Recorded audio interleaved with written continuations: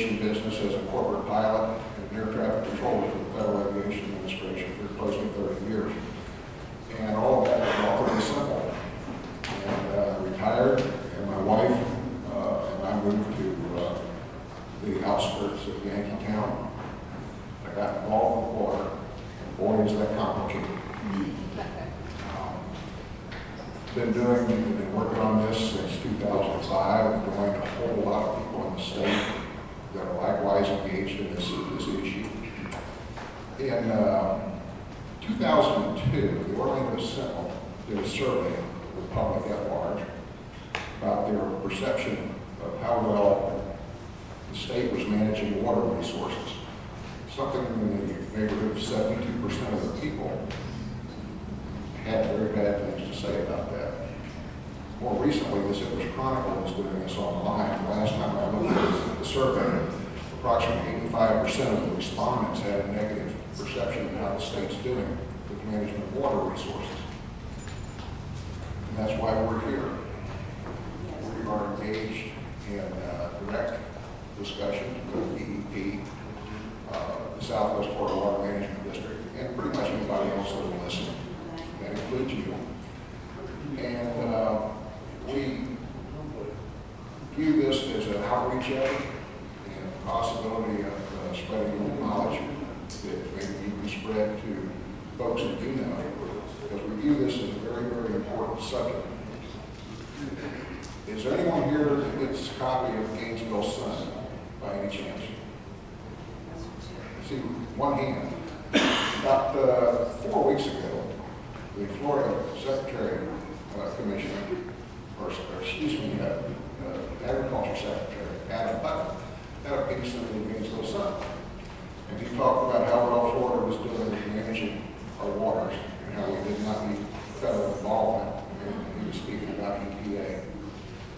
And by Cracky, we had a $100 billion a year agriculture industry in this state, and we needed to protect that.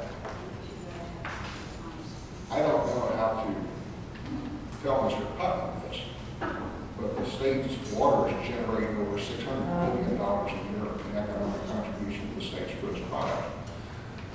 Now, I'm not a mathematician, but I know which side of the toast is buttered there. I want to tell you something about politicians. You can consider this not to be an endorsement. We actually can't do endorsements. We're prohibited by federal code on that. This one, a gentleman named Ambrose Bierce. Anybody ever heard of him? A couple of hands.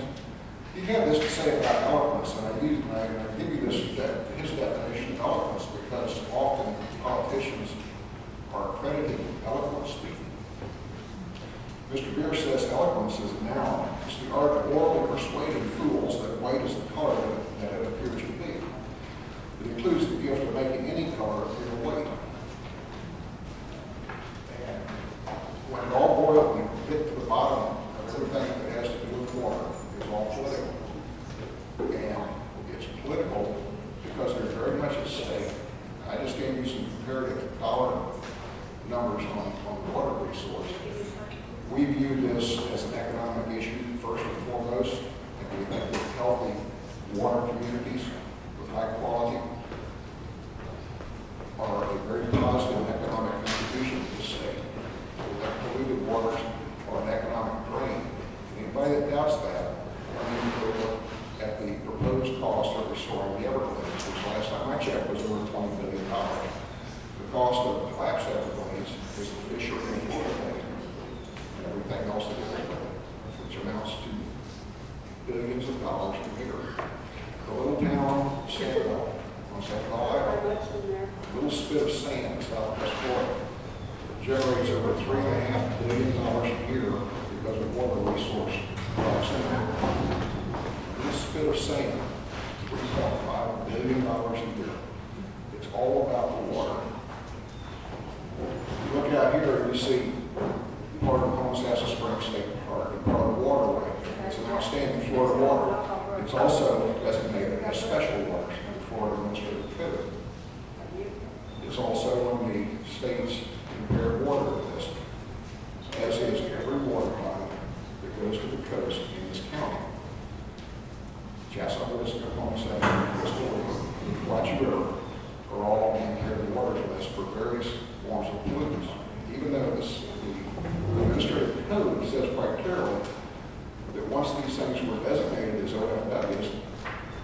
not allow degradation. Right now, the state has completed, the Southwest Water Management District has completed the technical review for minimum flows and level recommendations of the governing board for Homosassa River and Chesapeake. They deem that a 9% reduction in flows in Chesapeake will not cause significant harm. If you were to take Florida and Texas, perhaps New Mexico and Georgia out of the United States, by that definition, that would not constitute significant harm to this nation. The district covers holds quality of water and quantity of water in different departments. By doing so, they get to ignore some things that are painfully obvious to the rest of us. There's a direct correlation between quantity and quality. If you throw 5 pounds of fertilizer in 1,000 gallons of water, you're going to have a certain ratio of pollutants. If you throw that same 5 pounds in 500 gallons, you just double that concentration. It's elementary. The governing board is going to hear this particular issue on the 30th of October in Brooksville, the Swiftland headquarters. Starts at 5 p.m. And the public is invited to attend and testify if you are so inclined. I would urge you to join, and many people are going to show up and talk about that with the governing board. Now, I know that I have brought a little bit of tears with this. I want to let you know that through all my career in federal service and in the private sector, there were times when I was tempted to take a jaundiced view of what was going on around me. Certainly Vietnam made a lot of people sad. Sometimes working in the federal sector, such as the Federal Aviation Administration, you know, because Lord, what bunch of dinosaurs I'm working for. It can be frustrating. It can be exciting. But when I started getting involved with water, I looked at the science, and we looked at the lawyers. They don't like the jokes, by the way, lawyer jokes. It's because mostly they don't have to be funny, the rest of us don't have good jokes. But then finally, you look at the political landscape that drives this. Right now, we have a government, this is not an endorsement, don't take it as one, that has gutted the water management districts in the state. And whether or not you think the water districts are doing a good job, you have to keep in mind that the rules they play by are determined in Tallahassee. It's called Florida Administrative Code, 384 Statute 373, that says we're going to have great water. When we get into the nuts and bolts, it's done by administrative code. There's 5 water management districts in the state. There's not one of them that has a uniform minimum flows and level of water. People that apply for development have to do one rule in St. John's, one rule Southwest, another down in South Florida, and a couple of panhandlers, one in the river basin, they can do 2 other rules. But what has been lost with the water district is the basin boards, which funded water reclamation projects and cost most of us about $20 to $25 a year in taxes. We have lost a remarkable brain trust in the Southwest Florida district. And I know a great many of those folks down there. They're good people, they're bright, they're extraordinarily diligent in the rules that they are asked to enforce. The problem rests with the legislature and the agendas that they push. Mr. Bierce said that a cynic is a black card whose multi-vision sees the world as it is, as opposed to what it ought to be. God help me, I'm one of them right now. I want to introduce a very, very good show that we're going to have tonight. And before I do that, I want to tell you that Betsy Paulet, raise your hand, and Lee Paulet have been the drivers on this concert series. Several of the ladies in the background, my wife included, have been the mules that pull everything along. And I'd like to look at all of them.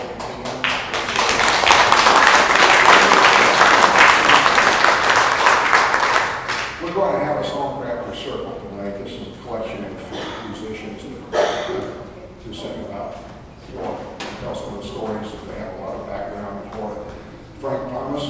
Carl Bach, Lee Paulet, and Jay Wood. Without further ado, I'll turn it over to them. Woo!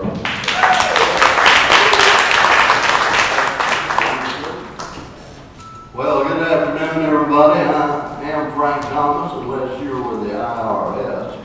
Then you're good on what's. I was illuminated for you. We're honored to be here. It's always, you know, working with the empowerment, things of that nature, it's a lot like ice cream.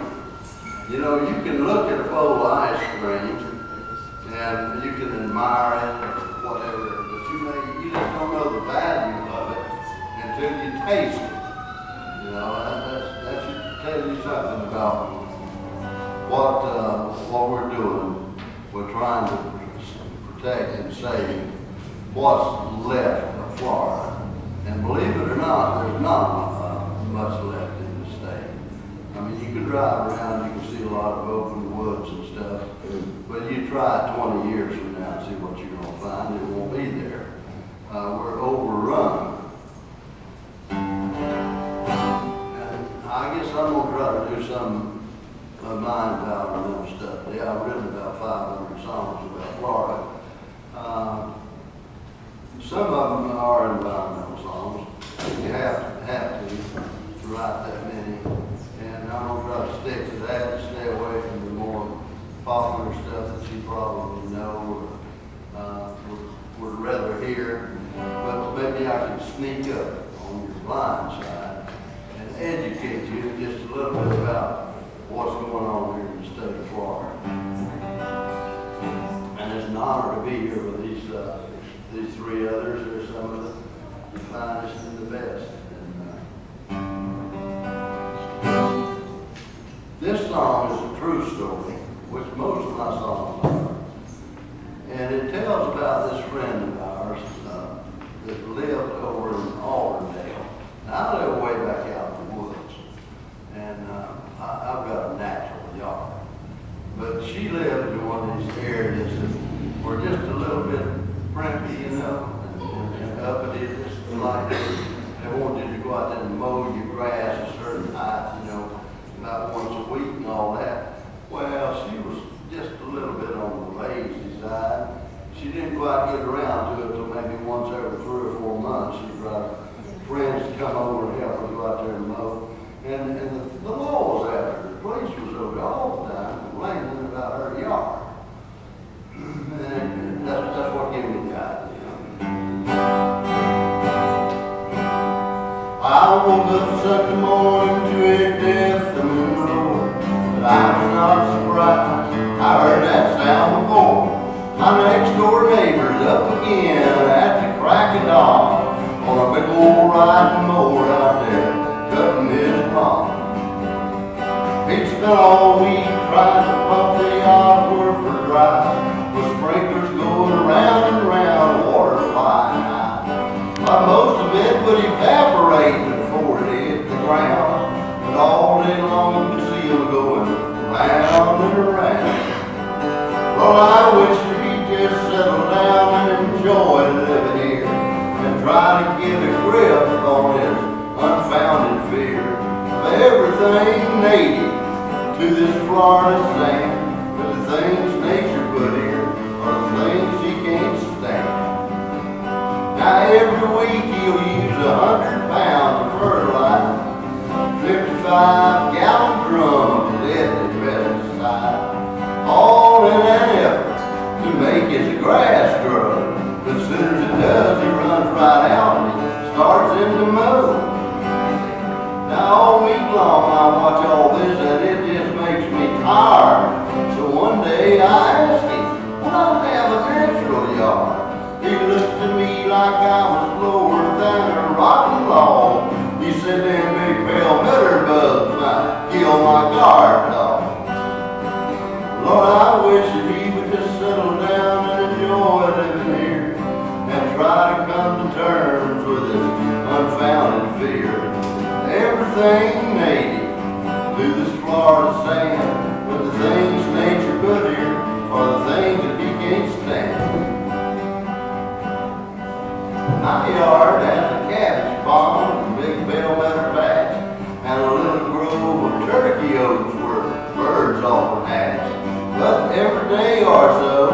policeman's at my door.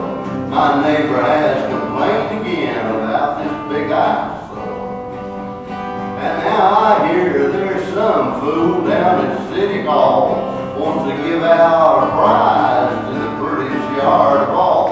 Well, my neighbor heard the news. He nearly burst with glee. Oh, I thought he'd have him a heart attack when they gave the prize to me.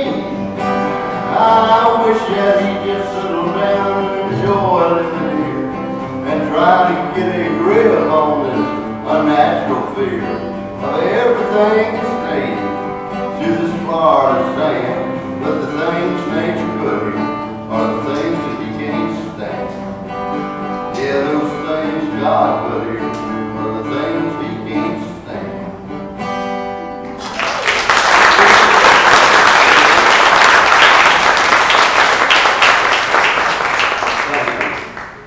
I'll tell you what, somebody asked me one time, he says, how long does it take to write a song? I said, a minute, 10 minutes, 10 years.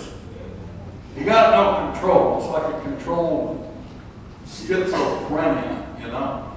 You're running around now. I myself, I found out by getting a slump. You know what I do? I simply go into the room and practice my guitar. I hate practice. Like Mother Nature hating a vacuum, I'll throw anything into that practice, and it includes writing a song. There you have it, you know? Now, I had a friend of mine who says, this is how you write a song. Well, there's no particular way.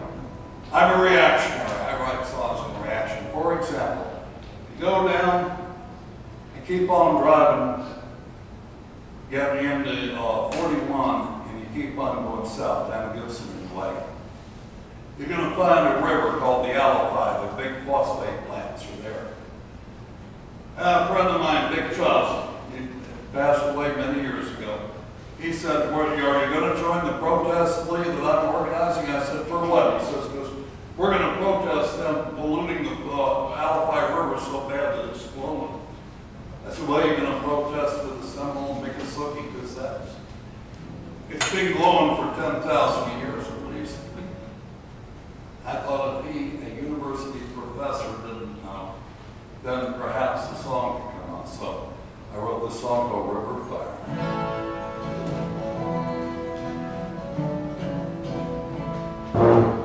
There is a river at the place I was born, flowing soft like a memory, calling me home, back to the days when I was a child, and the Seminoles called it the river of fire. Every night around midnight by the dark of the moon, the bullfrogs and the crickets would call out the tune, and the water would explode as the mullet jumped high. Nature's own light show on the river of fire. My dad used to take me hunting there every year from the time I was about 2. Oh, the river of fire is calling to me, dancing flashes of yellows and green, magic at midnight in a world all our own. Oh, the river of fire is calling us home. Oh, the Alafai River is calling us home.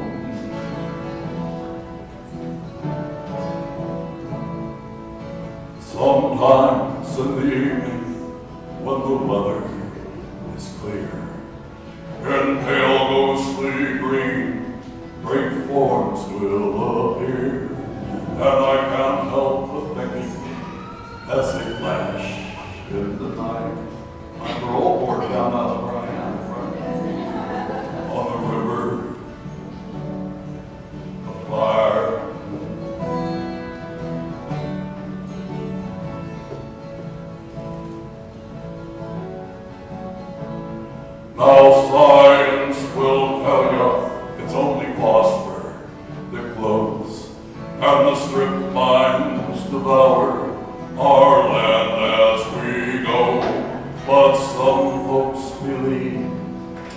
and the legend remains of the ghost of those warriors who rise up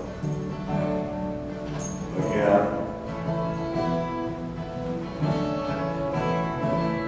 Oh, the river of fire is calling to me, dancing and flashing of yellows and green, magic at midnight in a world all alone.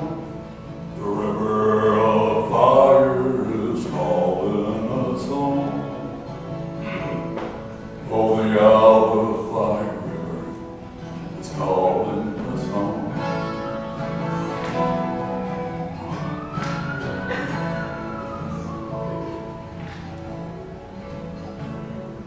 Sometimes I go back there just to sit on the ground, and I watch as in circles the fire come around, flashing and fading to nature's refrain. And I'll think of my friends that I'll not see again.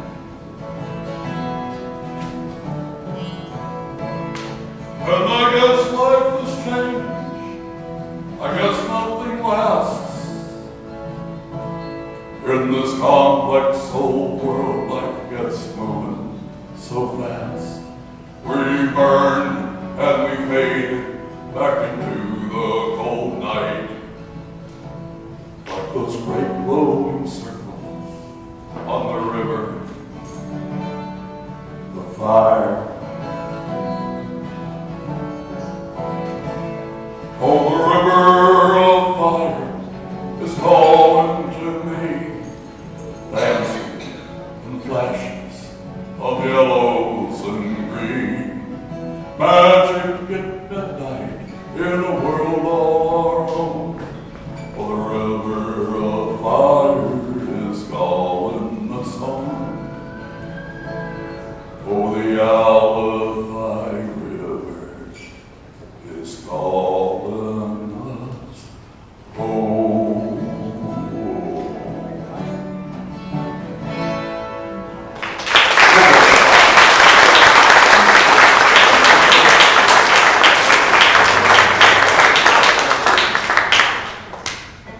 Well, I'll tell you what, it gives me extreme pleasure to introduce to you a friend of mine. Multi-generational Florida, and then beyond that. Ladies and gentlemen, please kindly turn your attention to Mr. J. Bird Wood. J. Bird.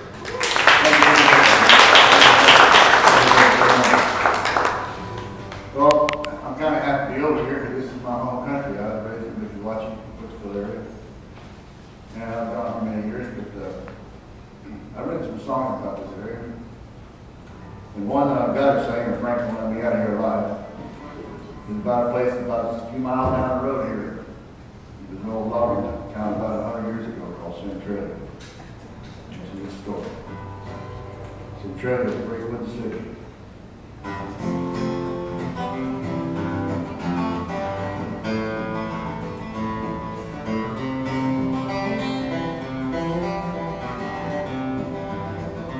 Now you've heard all these boomers brag about the Comstock and the Sutter's Mill. Now here's just one more boomtown tale, if you can remember still. Sit and listen if you will.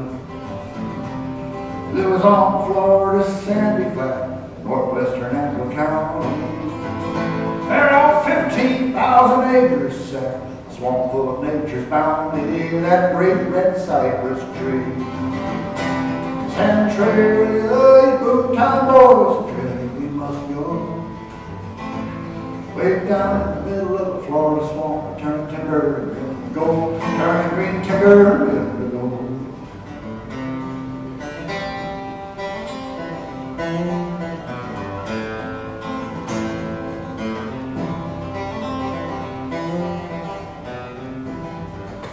Now Centralia sprang up overnight, about the year 1910. The tidewater company had its trees in their sights, permits sitting in the hand, and orders for parents in England.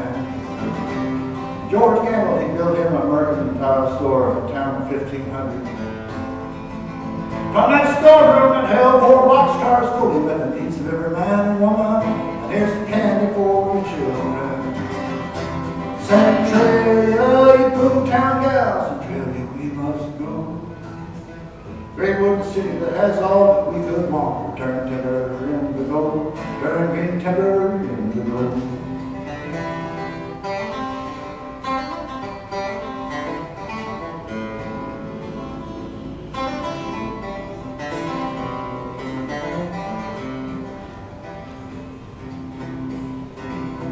From all parts far and near they came to take up the axe in the mall.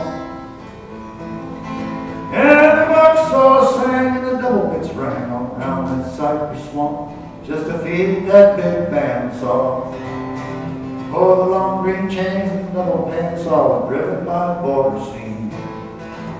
And from Sawmill down to beyond cool water, you could hear that mill whistle scream. Boys, that mill was a sawyer's dream. Centralia, town boys, Centralia, we did go. Amongst the skeeters and the gators in the sweaty old swamp, turn timber into gold, burning red cypress into gold.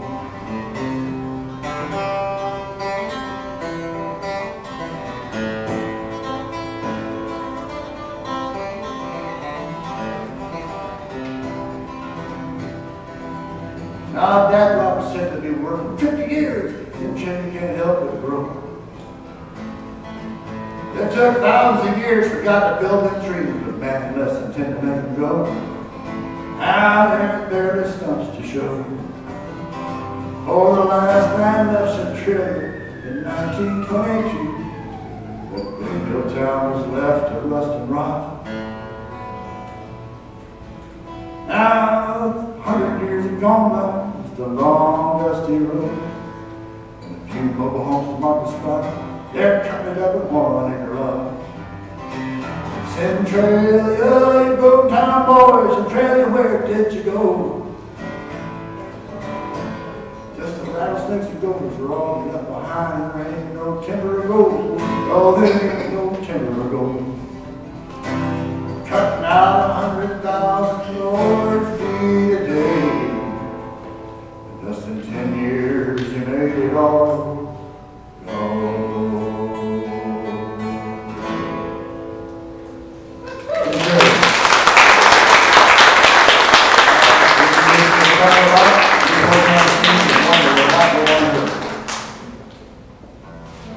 Well, I feel very privileged to be up here with these 3 gentlemen because all of them are native Floridians, many generations. I've only been here for about 6 years. I'm originally from South Dakota.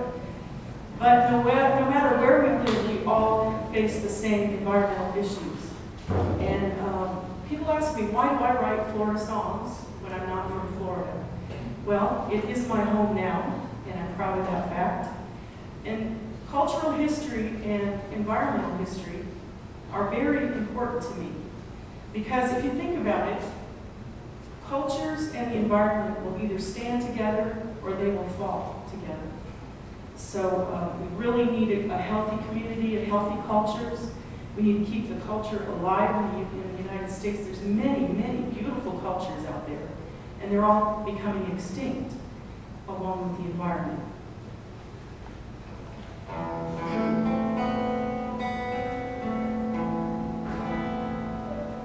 There is an old Native American proverb that states, and this proverb still stands true today: all things are connected. The web of life is the blood that unites us as one family. Now, we did not create this web.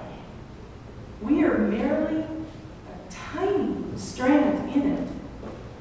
Yet, whatever we do to this web, we do to ourselves. Because all things are connected.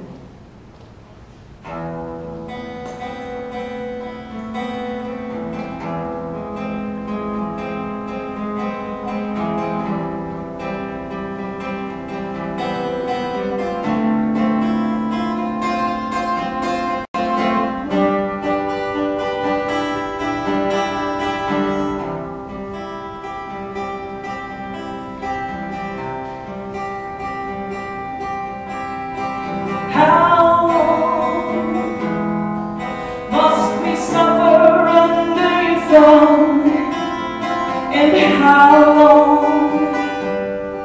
will your greed take control? How long? I ask you all this, 'cause all things are connected. Can we push past the boundaries laid out by Mother Nature? Steal from a treasure chest and not think about the future. What goes around comes around. I know you've heard this many times, yet you say there's not a price to pay, even though you've done a crime.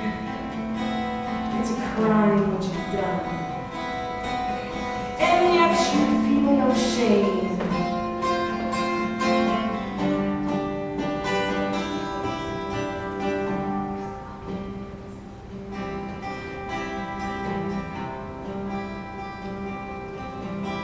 From the wetlands to the estuaries and the shallow coral reefs, all things are connected to the microbes and the plankton on which the whales feed. All things are connected. Can we push past the boundaries laid out by Mother Nature? Steal from a treasure chest and not think about the future. What goes around comes around. I know you've heard it many times, yet you say there's not a price to pay, even though you've done a crime. We did not create this web. We are merely a strand in it. Yet whatever we do to this web, we do to ourselves.